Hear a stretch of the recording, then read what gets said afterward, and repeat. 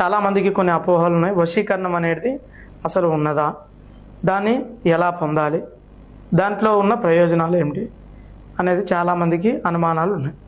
అసలు ఈ వశీకరణం అనేది ఒక్క రూపకంగా లేదు. ఈ వశీకరణం అనేది 66 రకాలకు ఉంది.